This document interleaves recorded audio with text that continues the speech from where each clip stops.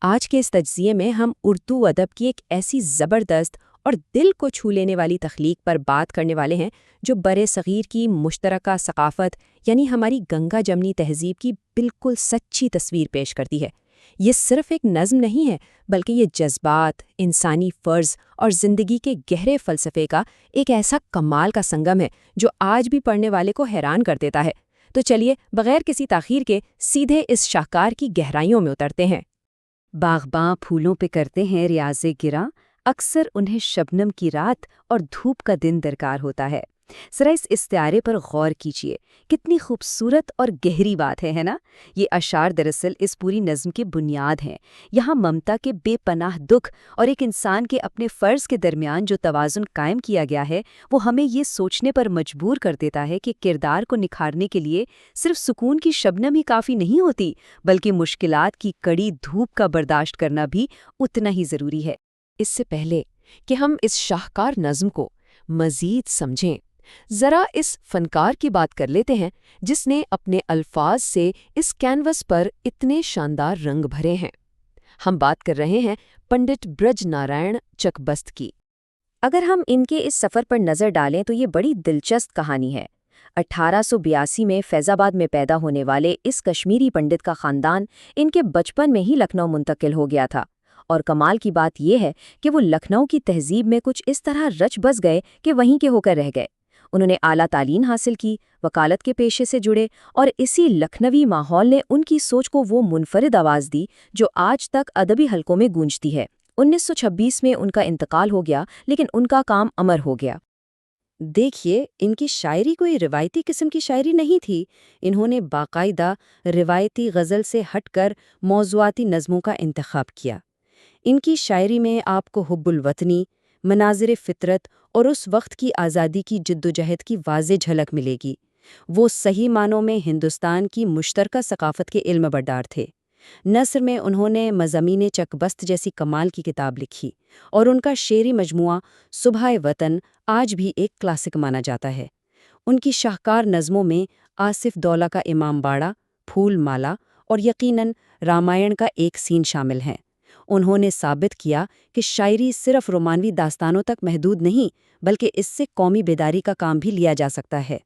تو آئیے اب اپنے اصل موضوع یعنی اس عظیم شاہکار رامائن کا ایک سین کی طرف چلتے ہیں اور اس کا باریک بینی سے جائزہ لیتے ہیں۔ ذرا اس منظر کو اپنے ذہن میں لائیے۔ شری رام بنواس یعنی 14 سال کے لیے جنگل کی طرف جانے والے ہیں، اور جانے سے قبل اپنی ماں کوشلیہ سے بات کر رہے ہیں۔ آپ بخوبی اندازہ لگا سکتے ہیں کہ ایک ماں کے لیے یہ لمحہ کس قدر تکلیف دہ ہوگا۔ وہ اپنے جوان بیٹے کو جنگل کی خاک چھاننے کے لیے رخصت کر رہی ہے۔ یہ وہ مقام ہے جہاں جذبات بالکل اپنے عروج پر ہیں۔ نظم کا یہ حصہ خاص طور پر ماں کے دکھ پر مرکوز ہے۔ یہاں سے کہانی کا وہ پہلو شروع ہوتا ہے جس سے چکبست نے بڑی ہی مہارت اور شدت احساس کے ساتھ قلم بند کیا ہے۔ میں خوش ہوں پھونک دے کوئی اس تخت و تاج کو، مجھے راج پاٹ نہیں صرف اپنا بیٹا چاہیے۔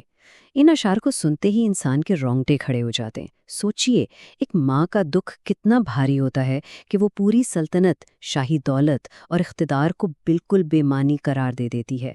اس کے لیے یہ سب مٹی کے برابر ہے اگر اس کا بیٹا ہی اس سے دور جا رہا ہو۔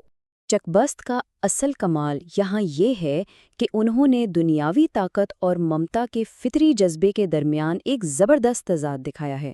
جہاں عام دنیا تخت و تاج کے لیے پاگل رہتی ہے، وہیں ایک ماں کے لیے یہ شاہی شان و شوکت کسی زہریلے سانپ کے ڈسنے سے کم نہیں، کیونکہ یہی اقتدار اس سے اس کے بچے کو چھین رہا ہے۔ اسی بے بسی کے عالم میں وہ کہتی ہیں، نہ جانے کس گناہ کے سبب میری کشتی بیچ کرداب میں تباہ ہو گئی ہے۔ کوشلیہ گویا قدرت سے سوال کر رہی ہیں، اس اچانک ٹوٹ پڑنے والی قیامت کا سبب جاننا چاہتی ہیں۔ اور یہاں متن میں ایک بہت ہی خاص اور طاقتور لفظ استعمال ہوا ہے جس پر بات کرنا بہت ضروری ہے۔ وہ لفظ ہے گرداب۔ گرداب کا مطلب ہے بھنور یا منچدار۔ اب سوچئے ایک ایسی حالت جہاں آپ چاروں طرف سے لہروں میں پھنسے ہوں اور بچنے کا کوئی راستہ نہ ہو، بس ایک بے بسی ہو۔ یہ لفظ کوشلیہ کے اس وقت کے جذباتی طوفان کو بالکل درست انداز میں بیان کرتا ہے۔ وہ ایک ایسی ہی تباہی کے بیچوں بیچ پھنسی ہوئی محسوس کر رہی ہیں۔ لیکن کہانی کا دوسرا رخ بھی ہے۔ اب ہم اس منظر کے دوسرے حصے کی طرف آتے ہیں جو جذبات کی بجائے فرض اور صبر کے فلسفے پر مبنی ہے۔ اپنی والدہ کے اس بے پناہ دکھ کے جواب میں شری رام وہ لاپناہ اشعار کہتے ہیں جن کا ہم نے شروع میں ذکر کیا تھا۔ باغباں پھولوں پہ کرتے ہیں ریاض گراں۔ وہ نہایت پرسکون انداز میں سمجھاتے ہیں کہ انسان کا کردار بھی ایک باغ کی طرح ہے۔ اگر اسے کھلنا ہے اور پروان چڑھنا ہے تو صرف راحت کی شبنم کافی نہیں بلکہ آزمائش کی کڑی دھوپ سہنا بھی لازمی ہے۔ اسی گفتگو کے دوران وہ یہ واضح کرتے ہیں کہ یہ دراصل ایک عالم شوق ہے۔ عالم شوق یعنی سخت ترین آزمائش اور مشکل کا وہ وقت جو آپ سے جذباتیت نہیں بلکہ پتھر جیسا مضبوط ارادہ اور انتہائی صبر مانگتا ہے۔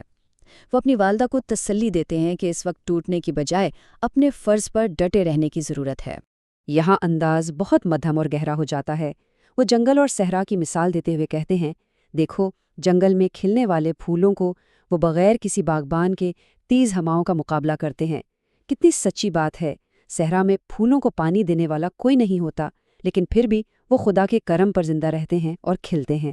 تو اگر خدا پر بھروسہ ہو تو انسان ویرانے میں بھی تنہا نہیں ہوتا۔ اور یہ اس پوری بحث کا، اس پورے فلسفے کا نچوڑ ہے۔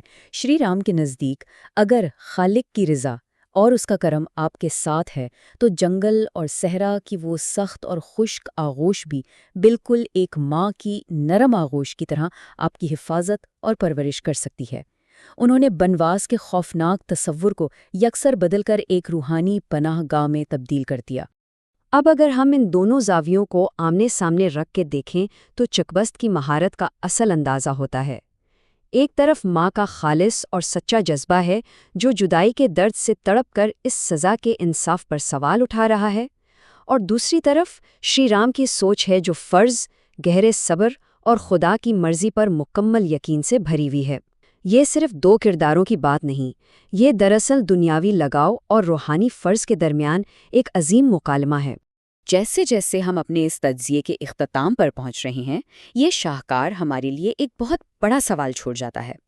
آج کی اس تیز رفتار اور مصروف زندگی میں جب ہم پر اچانک کوئی مشکل یا آزمائش آ پڑتی ہے تو ہم اس کا سامنا کیسے کرتے ہیں؟ کیا ہم اسے محض ایک نقصان اور تکلیف سمجھ کے ہمت ہار دیتے ہیں، یا پھر چک بست کے پیغام کے مطابق اسے وہ کڑی دھوپ سمجھتے ہیں جو ہمیں مکمل طور پر نکھرنے اور کھلنے کے لیے درکار ہے؟ ذرا اس پر غور کیجیے گا۔